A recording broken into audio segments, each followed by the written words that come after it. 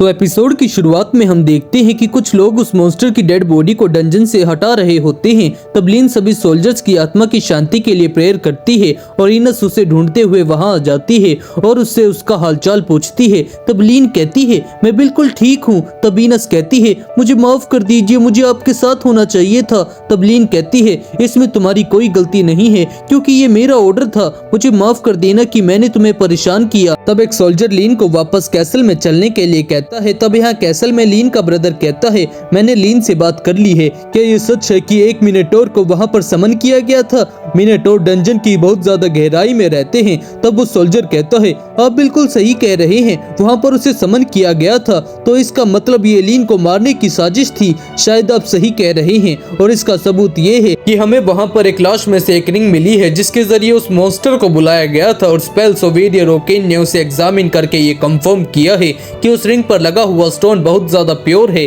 जो कि आसानी से कहीं भी नहीं मिलता है। मिनटोर एक ए रैंक मॉन्स्टर है जिसे अगर सील करना हो तो वो बहुत ज्यादा कॉस्टली पड़ता है। ओकर ने माना स्टोन के ऊपर के स्पेल के पैटर्न्स को ट्रेस किया है और उनके अकॉर्डिंग वो magic patterns magic empire of dread से मैच करता है। वो लोग तो हमें पहले से ही बहुत ज्यादा परेशान कर रहे थे पर अब ये बहुत ज्यादा हो रहा है। तुम सही कह रहे हो, उन्होंने सिर्फ मिनटोर को ही नहीं भेजा था बल्कि उन्होंने प्रिंसेस को भी पकड़ कर रखा था। पर मुझे ये नहीं समझ में आ रहा कि आखिरकार उन्होंने एविडेंस को छुपाने की कोशिश क्यों नहीं की। तो इसका मतलब लेडी लीन को मारने के अलावा उनका कोई और भी प्लान था। लगता है वो लोग चाहते हैं कि हम उनके साथ लड़ाई को स्टार्ट कर दे और वो इसके लिए कुछ भी कर सकते हैं क्योंकि वो लोग डंजन ऑफ द लॉस्ट और उसके अंदर के खजाने को पाना चाहते हैं। पर आखिरकार उस आदमी का क्या हुआ जिसने लीन को बचाया था? उसने न सिर्फ कुछ ही सेकंड्स में उस मिनटोर को हराया है बल्कि वो तो हमारी शैडो कंपनी से भी बचकर चला गया है। आखिरकार ये आदमी है कौन? तो नार गिल्ड मास्टर से मिलने चला जाता है। तो गिल्ड मास्टर कहता है नार तुम अभी भी जिंदा हो? मैंने सुना है कि डंजन के एंट्रेंस पर कल मॉन्स्टर आ गया था और वो तुम्हारी कंस्ट्रक्शन साइट के बिल्कुल करीब था, तो इस वजह से मैं तुम्हारे लिए बहुत ज्यादा परेशान था क्योंकि तुम काम के बाद यहाँ पर नहीं आए थे। मुझे माफ करना पर कल कोई अजीब सा ग्रुप मेरा पीछा कर रहा था तो इसलिए मैं उनसे बचकर सीधा घर चला गया था। तो ये बात है, पर आखिरकार तुम इतने ज्यादा गंदे क्यों लग रहे हो? एक्चुअल में ना मैं इससे पहले गटर साफ कर रहा था। वैसे तुम बहुत ज्यादा लकी हो कि वो मॉन्स्टर तुमसे नहीं टकराया क्योंकि उस मॉन्स्टर के साथ लड़ना तो मेरे जैसे एक ए रैंकर के लिए भी बहुत ज्यादा मुश्किल होता। तो ऐसे मॉन्स्टर्स भी एग्जिस्ट करते हैं। शुक्र है कल मैं सिर्फ एक काऊ से लड़ा था। तो फिर आगे क्या हुआ? उस मॉन्स्टर को एक मिस्टीरियस पर्सन ने एक ही बारी में मार डाला, तो इसका मतलब इस दुनिया में बहुत से अमेजिंग लोग भी हैं। और तब गिल्ड मास्टर नार को उसके काम के पैसे दे देता है और कहता है क्या तुम कोई प्रॉपर जॉब नहीं करना चाहते हो? आखिरकार इसका क्या मतलब है? मैं एक एडवेंचरर के तौर पर काम तो कर ही रहा हूँ, जरा ध्यान से सुनो नार। वैसे तो मैं तुम्हें ये बहुत बार समझा चुका हूँ पर अगर तुम हमारे साथ काम ना कर रहे होते तो तुम इस कीमत के 30% ज्यादा कमा रहे होते। तभी लीन नार को ढूंढ लेती है और कहती है मुझे माफ करना कि मैं इस तरह आ गई पर मैं तुमसे मिलना चाहती थी तो इसलिए मैंने लॉन्ग डिस्टेंस डिटेक्शन स्किल का यूज किया ताकि मैं तुम्हें ढूंढ सकूं। तो क्या इसका मतलब तुम स्पाई स्कूल से हो? ऐसा कुछ नहीं है, मेरी स्पेशलाइजेशन मैजिक ब्रांच में है और मैं बाकी 6 ब्रांचेस में भी अच्छे से परफॉर्म कर लेती हूँ और ये मेरी हॉबी है। तब सभी लोग उन लोगों को घूरने लगते हैं और लीन उसे बाहर चल के बात करने के लिए कहती है। तब गिल्ड मास्टर कहता है आखिरकार तुमने किया क्या है? तो नार कहता है मैंने कुछ भी गलत नहीं किया है। तो लीन नार को बाहर जाने के लिए कहती है और सबसे बचने के लिए साउंड प्रूफिंग और कंसीलमेंट मैजिक को यूज करने की बात करती है। तो गिल्ड मास्टर कहता है जल्दी से जाओ नार, और हाँ ध्यान रखना कि ये गुस्सा ना हो। और तब लीन उन दोनों पर साउंड प्रूफिंग और कंसीलमेंट मैजिक को इस्तेमाल करती है जिस वजह से कोई भी पर्सन उन्हें देख या सुन नहीं पा रहा होता। तब एक जगह पर जाकर लीन कहती है मैं तुम्हें कल के लिए थैंक यू कहना चाहती थी। तुमने सिर्फ ना मेरी जान बचाई है बल्कि इस किंगडम के सिटीजन्स की भी जान बचाई है, तो इसलिए मैं तुम्हारा दिल से शुक्रिया अदा करती हूँ। तुम कुछ ज्यादा ही बड़ा चढ़ाकर बात कर रही हो, तुम्हारे पास मुझसे ज्यादा अच्छी स्किल्स हैं, तो अगर मैं वहाँ पर ना भी आता तब भी सब कुछ ऐसे ही रहना था। ये सच नहीं है, अगर तुम मुझे बचाने ना आए होते तो पता नहीं मेरे साथ क्या होता। तो अगर पॉसिबल हो तो मैं तुम्हारा कर्ज उतारना चाहती हूँ। मेरी फैमिली और मैं तुम्हें शुक्रिया अदा करने के लिए तुम्हारी कोई भी विश पूरी कर देंगे, इसकी कोई जरूरत नहीं है। तुमने मुझे थैंक यू कह दिया, उतना ही बहुत है, मुझे और कुछ नहीं चाहिए। लीन बार बार नार को थैंक यू के तौर पर कुछ एक्सेप्ट करने के लिए कहती है और साथ में उसके फादर से मिलने के लिए कहती है, पर नार बार बार उसे मना कर रहा होता है जिससे लीन रोने लगती है और कहती है मैं ऐसा नहीं कर सकती क्योंकि मुझे तुम्हारा कर्ज उतारना ही होगा और मैं यहाँ से तब तक नहीं जाऊंगी जब तक तुम एक्सेप्ट नहीं कर लेते। तब नार को अपना बचपन याद आ जाता है, जहाँ पर वो हीलिंग मैजिक को सीखने के लिए ऐसे ही अपने ट्रेनर के सामने जिद कर रहा था। तो यहाँ नार कहता है, ठीक है, मुझे समझ में आ गया है, तो मैं तुम्हारे फादर से मिलने के लिए चलूंगा, पर हाँ, मुझे कोई भी रिवॉर्ड नहीं चाहिए। लीन अपने मैजिक को यूज करके नार को अपने साथ अपने घर चलने के लिए कहती है, जहाँ नोर उसके घर को देखकर बहुत ज्यादा शौक हो जाता है। तो लीन नोर से उसका नाम पूछती है और खुद को इंट्रोड्यूस करती है। तो नोर सोचता है, ये घर तो सच में बहुत ज्यादा बड़ा है, तो इसका मतलब ये पक्का एक नोबल है। शायद यही वो कारण है जिस वजह से मुझे गिल्ड मास्टर ने इसे नाराज करने से मना किया था। तब उन दोनों के सामने हीनस आ जाती है और हीनस लीन से नोर के बारे में पूछती है। तो लीन कहती है, ये मेरा गेस्ट है जिसने मुझे पिछले दिन हमले से बचाया था। तब हीनस उन दोनों को लीन के फादर तक ले जाने की बात करती है। तब नोर सोचता है, ये पक्का यहाँ पर मेड होगी, पर इस आउटफिट में काम करना मुश्किल नहीं होता होगा। तब यहाँ हम देखते हैं हीनस नोर के वहाँ पर होने की वजह से थोड़ी सतर्क हो जाती है।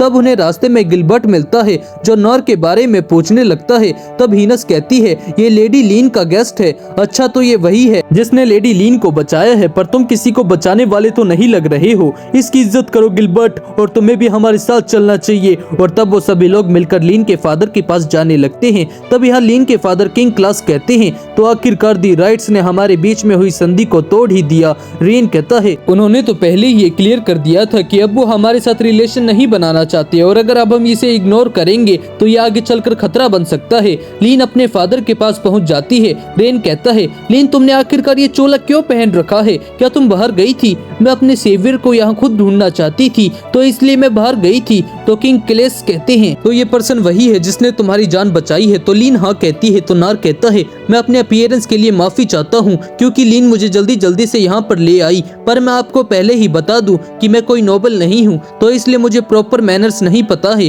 तो अगर मुझसे गलती हो जाए तो मुझे प्लीज माफ कर दीजिएगा। तो क्लेस कहता है, हमसे यहाँ मिलने आने के लिए बहुत बहुत शुक्रिया, और तुम इस चीज की चिंता मत करो। मैं तो तुम्हें लीन को बचाने के लिए थैंक यू कहना चाहता हूँ।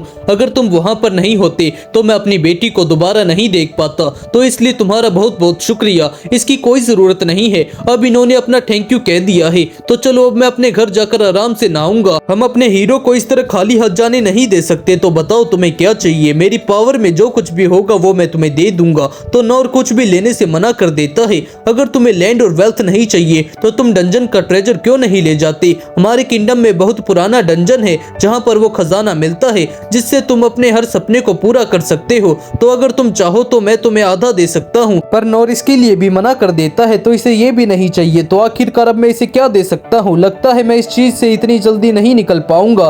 तो किंग क्लेस अपने थ्रोन के पीछे से एक तलवार निकाल देते हैं और कहते हैं, तो फिर इसे एक्सेप्ट कर लो। अब जब मैं फ्रंट लाइन में रिटायर हो चुका हूँ तो अब ये बस एक डेकोरेशन का सामान बन के रह गया है, तो इससे अच्छा तो यही होगा कि तुम इसे रख लो, और वैसे भी हम यहाँ पर इसकी कोई हम शक्ल रख देंगे और किसी को भी शक भी नहीं होगा।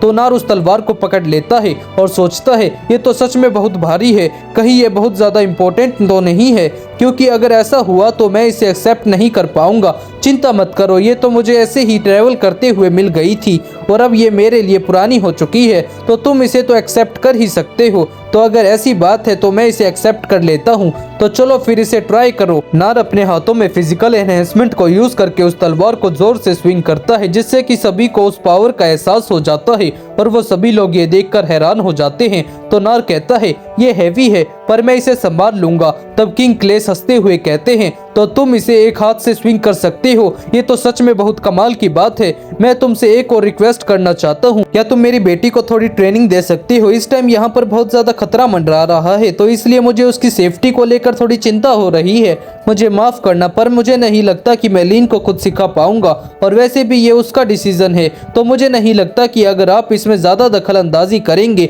तो लीन को ये पसंद आएगा। तुम बिल्कुल सही कह रहे हो, और जोर जोर से हंसने लगते हैं। तो नार वहाँ से चला जाता है और सोचता है, ये स्वॉर्ड वेट ट्रेनिंग के लिए बिल्कुल परफेक्ट है, पर मुझे ऐसा लग रहा है जैसे कि मैंने उनसे कुछ इम्पोर्टेंट ले लिया है। पर रुको जरा, इस तलवार का साइज तो उस टेनिस साइज के जितना ही है, तो इसकी मदद से मैं तो सफाई बहुत अच्छे से कर पाऊंगा, तो फिर मैं इसे कल यूज करके देखूंगा। तब ईनस उससे बात करने के लिए वहाँ जाती है और नार सोचता है, कहीं मैंने इसे गुस्सा तो नहीं दिला दिया। तो ईनस कहती है, मैं तुमसे माफी मांगना चाहती हूँ, लेडी लीन के सेवियर को हमें ऐसे ट्रीट नहीं करना चाहिए था, तो इसलिए प्लीज मुझे माफ कर देना, इसकी कोई जरूरत नहीं है। मैं तुम्हें थैंक यू कहना चाहती हूँ क्योंकि हाउस क्लेस को प्रोटेक्ट करना मेरी जिम्मेदारी है, तो इसलिए मैंने तुम पर शक किया था क्योंकि मैं श्योर नहीं थी कि तुम सही पर्सन हो भी या नहीं। तो इसका मतलब तुम मेड नहीं हो। तुमने सही कहा। तो चलो फिर मैं तुम्हें खुद को इंट्रोड्यूस करती हूँ। मेरा नाम इनस हार्नेस है और मैं वॉरियर कॉर्प्स की वाइस कैप्टन हूँ। मैं सीधा हाउस क्लेस को रिपोर्ट करती हूँ। बचपन से ही मैं डिवाइन शेड के नाम से जानी जाती हूँ, जिसे लेडी लीन को बचाने का हुक्म दिया गया था। लेडी लीन की जिंदगी मेरी जिंदगी से ज्यादा इम्पोर्टेंट है, तो इसलिए तुमने उन्हें बचाकर मेरी जान को भी बचा लिया है। तो इसलिए तुम्हें अगर कभी भी जरूरत होगी तो तुम मुझसे मदद मांग सकते हो। बड़े लोगों को चीजों को बड़ा चढ़ाकर बताने में बहुत मजा आता है, पर लगता है मुझे इसका थैंक यू एक्सेप्ट करना ही पड़ेगा। ठीक है, अगर मुझे तुम्हारी मदद चाहिए होगी तो मैं तुम्हें बता दूंगा। मैं तुम्हें एक चीज के लिए वोट करना चाहती हूँ। चाहे लेडी लीन ने आज ऑडियंस चेंबर में तुम्हारे बिहेवियर को इग्नोर कर दिया था, पर जो तुमने वहां पर किया था वो बिल्कुल भी अनएक्सेप्टेबल था। सबके साथ फेमिलियर होके बात करना बिल्कुल भी एक्सेप्ट नहीं किया जा सकता। तो इसलिए अगली बार इस चीज का ध्यान रखना, नहीं तो तुम नहीं बचने वाले। मैं इस चीज का ध्यान रखूंगा। तब इनस नार से उसका नाम पूछती है और उसका नाम सुनकर अचानक से शौक हो जाती है। तो नार कहता है, क्या मैंने कुछ गलत कह दिया? नहीं, ऐसी कोई बात नहीं है। तो अब मैं यहाँ से जा रही हूँ। इसे देखकर लग रहा है कि सच में मुझसे बहुत ज्यादा गुस्सा थी।